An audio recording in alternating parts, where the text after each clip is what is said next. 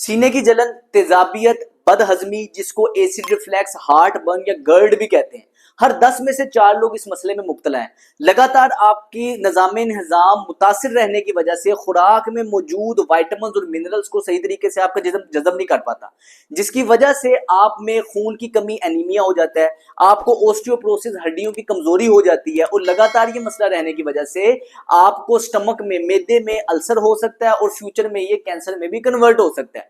इसको ठीक करने के लिए जो आप एंटी एसिड या एसिड ब्लॉकर्स लेते हैं, आराम से मार्केट में मिल जाते हैं, उसका फायदा ये होता है कि वक्ती तौर पे तो आपकी सीने की जलन कम हो जाती है, लेकिन इसका साइड इफेक्ट ये होता है कि आप इसके बगैर भी खुराक को हजम नहीं कर पाते, लगातार आपको ये मसला गर्ड का रहता है और इस दवाई के साइड इफेक्ट्स की वजह से आपको फ्यूचर में अल्जाइमर और डेमेंशिया होने के खतरे बढ़ जाते हैं। आज के इस वीडियो में मैं आपको तफसीलन बताऊंगा कि किस तरह से आप बगैर साइड इफेक्ट के कुदरती तरीके से गर्ड, एसिड रिफ्लेक्स, हार्ट बर्न से जान छुड़वा सकते हैं, बगैर किसी मेडिसिन से, सिर्फ और सिर्फ कुदरती अपने लाइफस्टाइल को चेंजेस करने की वजह से और कुछ डेली रूटीन के अंदर कुछ ऐसी चीजें हैं उसे ऐड करेंगे, ये वाला मसला बिल्कुल ठीक हो जाएगा।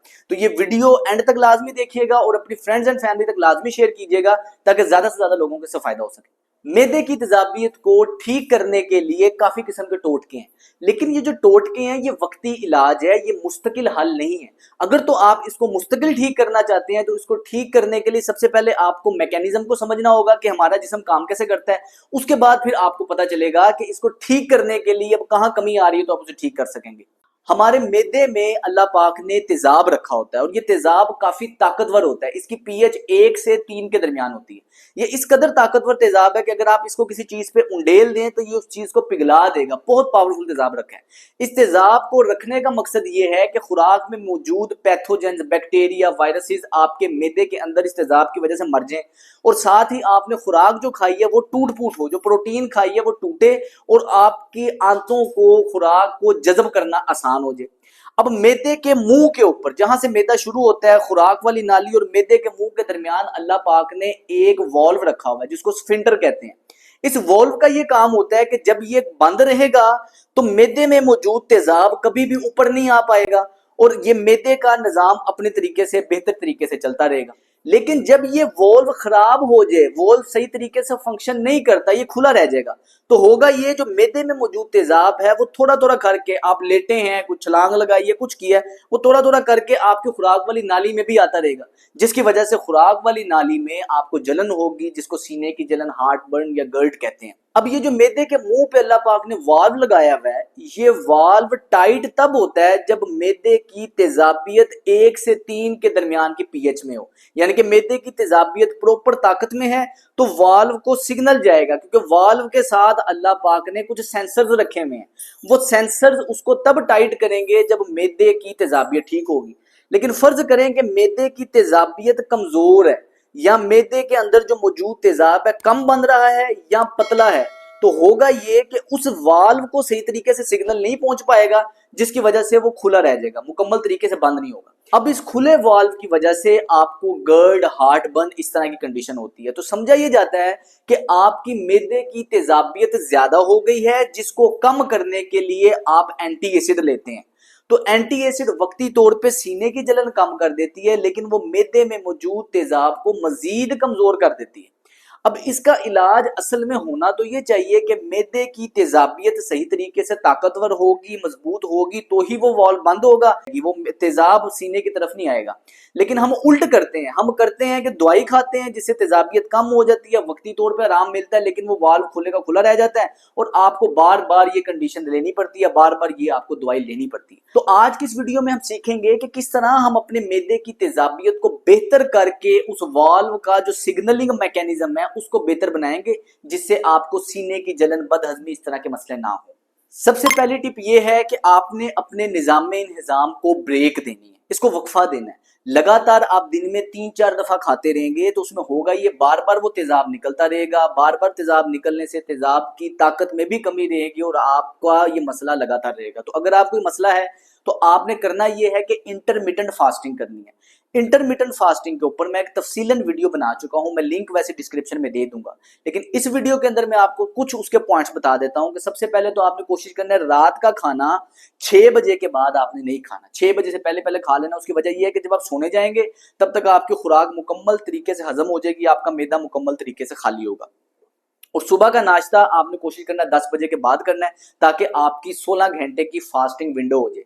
इस दरमियान आप पानी पी सकते हैं, लेकिन कोशिश ये करना है कि आपने रात के बाद दोबारा कुछ खाना नहीं है।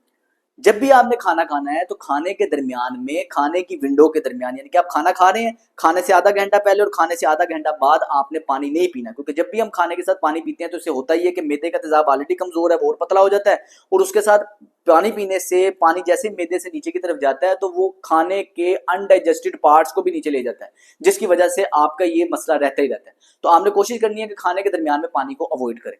और बड़ी ही बेहतरीन चीज ये रहेगी कि आप इंटरमिटेंट फास्टिंग के साथ साथ हफ्ते में 2 दफा रोजा लाजमी रखें, ताकि आपके ओवरऑल निजाम को ब्रेक मिलेगी, रेस्ट मिलेगा, तो ये जल्दी अपने आप को रिपेयर करके पहले से बेहतर फंक्शन करेगा। सुन्नत भी है रोजा रखना, तो जो रोजा आप नफली इबादत के साथ साथ आपको जिस्मानी भी बहुत ज्यादा फायदे देगा, तो कोशिश करें कि हफ्ते में 2 दिन रोजा लाजमी रखें। दूसरी टिप ये है कि कुछ खुराक में चीजें ऐसी हैं जिसकी वजह से आपके मैदे के ऊपर जो मुंह है, जिसको हम स्फिंक्टर कह रहे हैं, वो ढीला हो जाता है, रिलैक्स हो जाता है। तो हमने उन चीजों को अवॉइड करना है ताकि आपका स्फिंक्टर टाइट ही रहे। वो क्या है? सबसे पहले निकोटिन है। निकोटिन आपको मिलती है स्मोकिंग से, तो कोशिश करें स्मोकिंग अवॉइड करें। अगर आप खुद स्मोकर हैं तो स्मोकिंग अवॉइड करें, लेकिन अगर आप स्मोकर नहीं है तो ऐसी महफिलों को भी अवॉइड करें जहां से आपको सिगरेट का धुआं आपके जिस्म में जाएगा, क्योंकि अगर आप एक्टिव स्मोकर नहीं है तो पैसिवली भी अगर आपके अंदर धुआं जा रहा है तो वो भी आपको नुकसान देगा। तो कोशिश करें धुएं वाली महफिल में आपने नहीं बैठना, जहां सिगरेट नोशी हो रही है उस महफिल में नहीं बैठना। दूसरी चीज कैफीन है। कैफीन जब भी आप लेते हैं, कैफीन की इंटेक की वजह से आपके स्फिंक्टर को सिग्नल मिलता है रिलैक्स होने का, जिसकी वजह से आपके मैदे का मुंह खुला रहता है, तेजाब ऊपर आता है। तो कैफीन के लिए आपने कॉफी, चाय, कोल्ड ड्रिंक, ये कोलास जितने भी हैं और चॉकलेट, इनको अवॉइड करना ताकि आपके जिस्म के अंदर कैफीन कम से कम हो और आपका मैदे के ऊपर जो स्फिंक्टर है वो टाइट रहे। तीसरे नंबर पे उन फूड्स को अवॉइड करना जरूरी है जिसकी वजह से आपके सिम्टम्स वर्स होंगे। उसके अंदर सबसे पहले आती है डेयरी, दूध या दूध से बने प्रोडक्ट्स आपने नहीं लेने। सूजन पैदा करने वाली चीजें आपने अवॉइड करनी है, मतलब चीनी अवॉइड कर दें, उसकी जगह गुड़ या शक्कर इस्तेमाल करें, या कोशिश करें आर्टिफिशियल स्वीटनर जिसको स्टीविया कहते हैं, स्टीविया की फॉर्म में आप ले सकते हैं। चावल आपने अवॉइड करने हैं, बहुत आपको शौक है चावल खाने का तो हफ्ते में एक आध दफा आप ले सकते हैं, इससे ज्यादा नहीं लेना। मैदा या मैदे से बनी चीज नहीं खानी, प्रोसेस्ड फूड्स को आप अवॉइड करें, घर का बना खाना खाएं। इसके बाद आप जंक फूड छोड़ें, चॉकलेट आपको छोड़नी पड़ेगी, टमाटर आपको छोड़ने पड़ेंगे, क्योंकि इसकी वजह से भी आपकी एसिड रिफ्लेक्स बढ़ता है। और सबसे जरूरी चीज आपने हाइड्रोजनेटेड ऑयल्स को छोड़ना है, मतलब ये जितने भी आपके बनास्पति घी हैं इनको अवॉइड करें। मैं अपने मरीजों को एडवाइस करता हूं कि खाने में सिर्फ और सिर्फ 2 किस्म की आप चखनाई लें, या तो आप देसी घी इस्तेमाल कर सकते हैं, या आप कोहलू से खुद कनोला का तेल निकलवा के वो इस्तेमाल कर सकते हैं। बाजार के कनोला के तेल अच्छे नहीं होते, प्रोसेस्ड होते हैं, तो आपने एक्स्ट्रा वर्जिन कनोला ऑयल खुद कनोला बाजार में कोहलू में देना है और अपने सामने निकलवा के वो घर के लिए इस्तेमाल करें, सबसे बेस्ट ये रहता है। चौथी टिप ये है कि आपने अपनी खुराक में प्री एंड प्रोबायोटिक्स ऐड करने हैं। वो आपको कहां से मिलेंगे? जब भी आपने खाना खाना है कोशिश करें कि आप अपना रवायती अचार भी खा सकते हैं, जिसका हमारे कल्चर में अचार होता है तेल वाला। अगर वो नहीं खाना चाहते तो आप सिरके का अचार खा सकते हैं, इससे आपको प्री प्रोबायोटिक्स भी मिल जाएंगे, साथ ही आपकी मैदे की तेजाबियत में भी मजबूती आएगी, आपको खुराक हजम करने में बेहतरी रहेगी। इसके साथ आप कोशिश कर सकते हैं कि आप अदरक, पुदीना, लहसुन और अनारदाना, इन चारों को कूट के इनकी चटनी बनाएं, और जब भी खाना खाएं ये थोड़ी सी चटनी का इस्तेमाल लाजमी करें। एक तो ये चटनी फ्लेवर में बहुत अच्छी होती है, दूसरा इसमें मौजूद अदरक और ये सारी चीजों का मिक्सचर आपके निजाम को सपोर्ट देता है, और उस सपोर्ट की वजह से आपको एसिड रिफ्लेक्स, गर्ड नामी मसले नहीं हो पाते। पांचवी टिप ये है कि आपने इंट्रा एब्डोमिनल प्रेशर को कम से कम रखना है। अब ये क्या होता है कि आपके पेट का अगर प्रेशर ज्यादा पड़ रहा होगा, पेट पे दबाव ज्यादा होगा, तो उससे होगा ये कि मैदे में भी दबाव ज्यादा होगा, जिसकी वजह से स्फिंक्टर ऊपर ढीला है, बार बार एसिड आपके सीने की तरफ आएगा। तो इसको करना किस तरह है कि एक तो आपने टाइट कपड़े नहीं पहनने, टाइट कपड़े जिससे आपका जिस्म टाइट होता है, टाइट बेल्ट लोग पहनते हैं, नाड़ा टाइट करके बांध लेते हैं, इसकी वजह से भी पेट का प्रेशर ज्यादा रहता है, जिसकी वजह से आपको बदहजमी या इस तरह के मसाइले रहते हैं। तो आपने कोशिश रखना है कि ढीले ढाले कपड़े पहने।